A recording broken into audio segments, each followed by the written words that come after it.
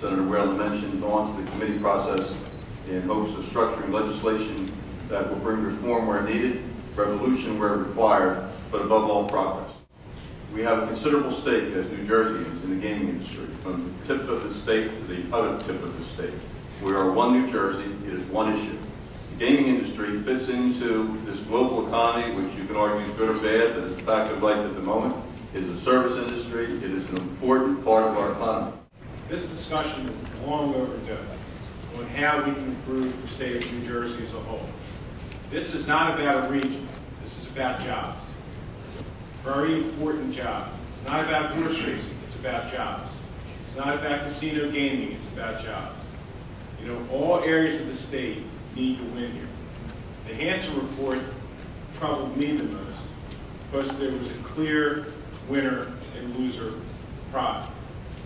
When we are done, as we put legislation together, we will be mindful to make sure that there are no losers in New Jersey, that all industries are going to be protected or bolstered so they can be successful. We don't have the expense of pitting one economic region against another. They are all important to this state of New Jersey.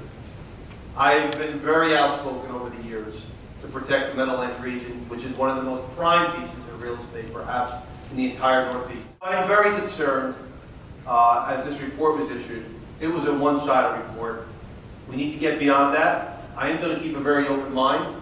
Have I been frustrated over the years? I've supported the Atlantic City casino industry. I support the jobs that are here. I support, of course, all of our friends from the building trades who are here. I support them across the state. We need to do more. This is about jobs. Have I been frustrated that some of the profits, I believe, have come out of this industry and invested in other states, which have hurt us here in Atlantic City? Yes, I am.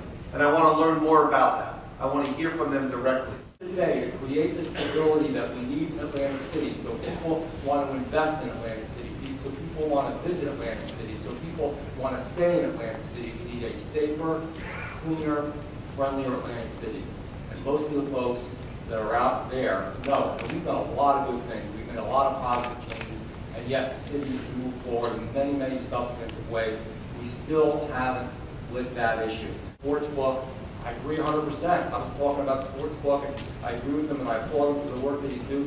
When I was in the Assembly, he passed it through in the Assembly a couple times.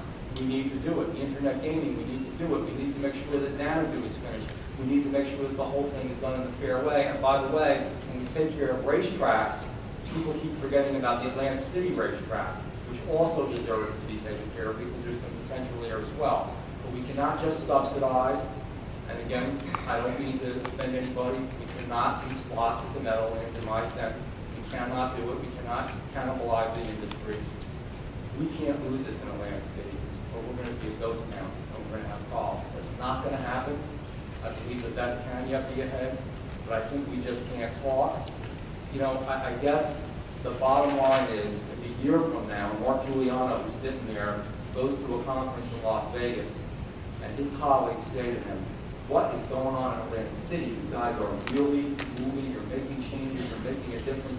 We've noticed a substantive change.